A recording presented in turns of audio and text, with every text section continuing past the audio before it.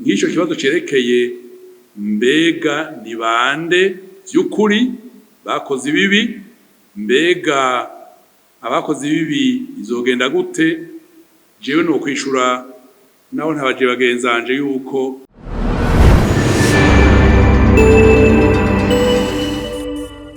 inyishu uyu munsi umuntu yotanga ahereye kuri iyi session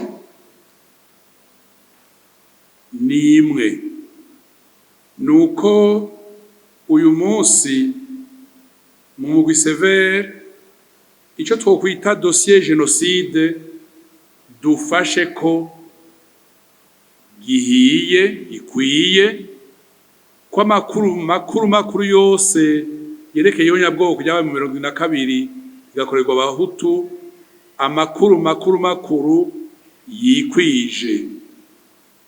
Ngerageza kumwishura Honorable Martin uvuga nti erega severe n'umugwi w'igihugu bawushinzwe ubutumwa. Iyo umwimbu umaze kuboneka hari ibikorwa bikurikira bica bivyimukira mu zindi nzego z'igihugu. Nk'icyo kibazo cerekeye mbega ni bande vy'ukuri bakoze ibibi, mbega abakoze ibibi izogenda gute, jewe no kwishura naho ntabaje bagenzanje yuko ari ikibazo gica cimukira mu zindi nzego z'igihugu, kuko severe ari urwego rw'igihugu rufise aho rukora rugashikana ikivi, abandi bakakira ikivi aho tukigejeje. Urumva rero ko nimba ejo ari ubutungane bizomenyekana, mugabo severe ico twita amakuru dufise abazoyakenera nayo bazokwironderera ayo dufise tuzoyabashikiriza. Iyo ni inyishu ya mbere.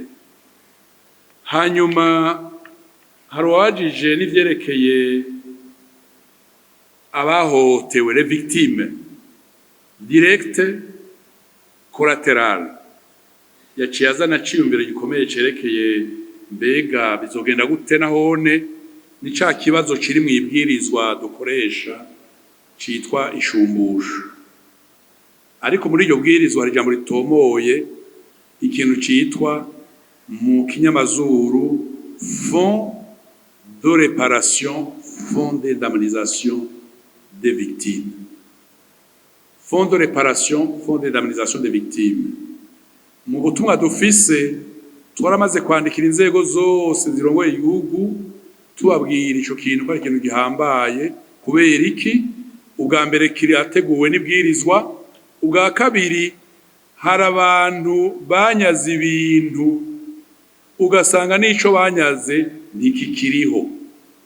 Hari abantu batwaye ibintu ugasanga bijya vy'imiduga yarashaje, amafaranga yo muri banke abayariye canke batwaye bamwe barapfuye ntibakiriho. Urumva yuko iyo Fonds d'indemnisation de réparation ari ikintu categuwe n'ibwirizwa, kirahambaye yuko inzego z'igihugu gishiraho ico kigega co gushumbusha abantu bari mu masituation amwe, ariko bitabuza ca kibazo c'abanyaze ibintu by'abandi kubisubiza bene vyo. Nyeniteka kuri ico kibazo c'ishumbusho niho nogeza. Ibyerekeye rero niho ngira mpereze ibikorwa vyacu iciza cavyo. Tuvuze tuti 72 twebwe tubona ko twashikanye ikivi, tuba turonse izindi nguvu tujana kundi mwaka wabayemwo ubwicanyi. Murabona ko twahejeje 72 tuzi ko tugira tuje mu bindi, hagaca haza ibikorwa bishasha byahora mu yindi migwi. Urumva yuko duhejeje 72 bakaronse ibikorwa bindi badushinga byerekeye y'amatungo n'andi matungo, kumbe tukaronka uburyo bw'abakozi, tukaronka uburyo bw'amafaranga ukwiye. Turashaka guca tuvuga tuti mbega uwundi mwaka wabaye mu bwicanyi turashaka kuwutangura. N'ivyo rero biriko biradadanuka, dushikanye ikivi tugatangura ikindi, dushikanye ikivi tugatangura ikindi. Ariko iciza c'uyu munsi nuko maze kumenya 72 n'ivyabaye, gusigura no gutohoza ivyabaye kuri imyaka, usanga byoroshe gusumba. Kubera iki? Kubera ko abarundi bamaze kubona akamaro ko gutanga amakuru kugira ngo severe umenye ibyagenze. Mbereze ku ijambo rimwe, turamaze kugira ico bita gushusha buke buke igikorwa kerekeye Ntega na Marangara. Twagiye Marangara turirirwayo, turaja muri Ntega turakorerayo, turagira inama y'abantu bize baturuka muri Ntega na Marangara, muri Kirundo, muri Butanyerera bw'uyu munsi, ico bita gutarira igikorwa ca Ntega Marangara. Naho turaronka uburyo bw'amafaranga bw'abakozi bakwiye, twaratanguye kugikabakaba. Naho no gerageza kugarukira Nyeniteka mu jambo make. Abandi badushimiye, batwaye ingufu, turabashimiye, murakoze Nyeniteka.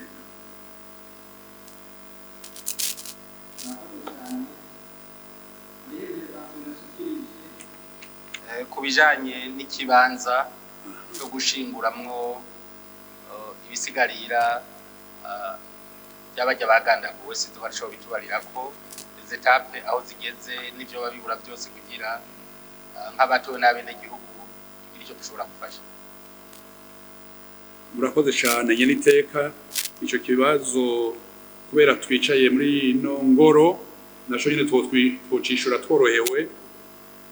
Uburyo bwa mbere bw'amafaranga yo kubaka ikibanza mfata kibanza cyo gushingura, ku buryo mfata kibanza ibyo bisigarira, ayo mafaranga haciye nk'abayinga nk'abiri atatu abonetse ya mbere. Ni ukuvuga yuko twatanguye ibiganiro nk'umugwi n'ishirahamwe no kwita rya leta rishobora nikwamara kumvikana amasezerano gutangura kubaka mu minsi mike iri imbere. Ikigora cyo kubaka muri no myaka n'igiki nuko leta iguhaye nk'amafaranga tuvuga miliyoni 500 ryashirahamwe rya leta canke ry'uwigenga, mwicaranye akagira ibiharuro vyiwe, ukaba ufise miliyoni 500 z'amarundi, wewe azana miliyari 7 ugacubura uhera. Nivyo bigoye cane muri no minsi, kuko ibiciro bihinduka ku munsi ku munsi, kandi nabubaka baca bagira barafise nyene baharura, ugasanga ibiciro byaduze hamwe hamwe utazi nyene byaduze.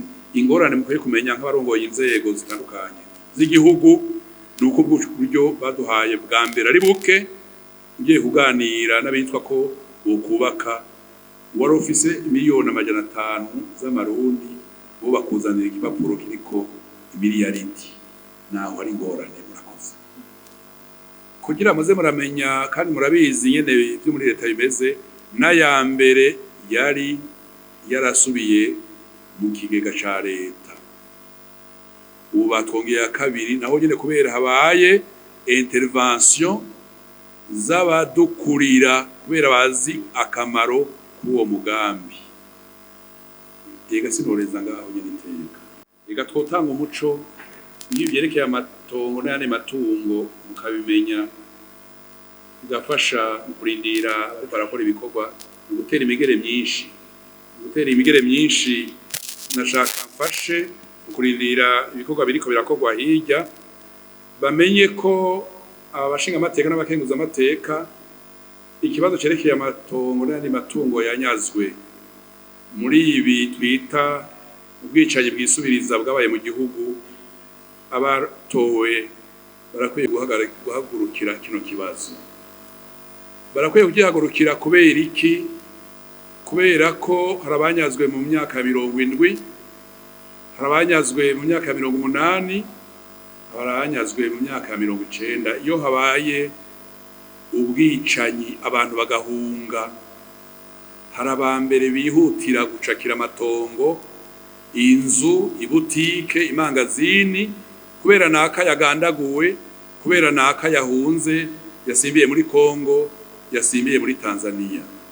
Reka ngaruke kubiri ibi vyerekeye mu 72 ahi Bujumbura, haba mu Bwiza, mu Nyakabiga, mu Buyenzi, Rohero ya mbere, Rohero ya kabiri, Ikiriri, hari inzu z'abarundi bari bazwi banyaze.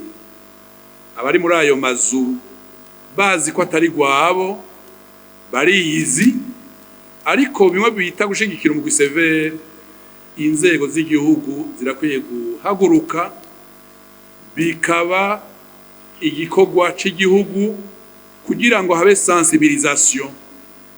Ayo mazu yo mu gihugu, haba Bujumbura, ayo matongo yanyazwe, ayo mazu y'Igitega y'Ingozi, habe abumva kamaro ko gusubiza ibyo banyaze, kuko bitabonetse hari ingorane ku mutekano w'igihugu, hari ingorane ku butungane bw'igihugu.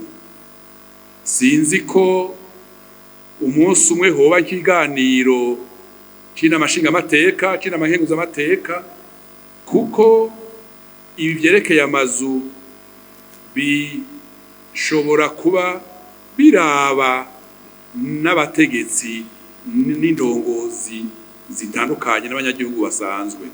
Aha rero nashaka kuvuga nti sensibilisation irakenewe, gushikira umugwi severe birakenewe.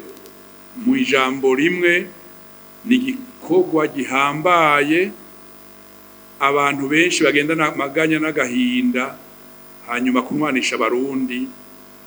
Uwo wifuza ko mu mwana ari mu nzu yawe, mu itongo ryawe, nico kibazo gikomeye nyiriteka nashaka ko muhagurukira nk'abatowe mugaserukira abanyagihugu. I Bujumbura amazu ariho, Igitega ariho, mu ntara zose ayo matata ariho, kandi mwibwirizwa turafise ingingo isaba ko abantu bicarana bakaganira, akaba arrangement amiable. Mugabo hari abantu bazi ko bazoguma muri iyo nzu gushika Yesu agarutse. Urumva ko ari ikibazo gihambaye. Iranogeza ngaha, murakoze.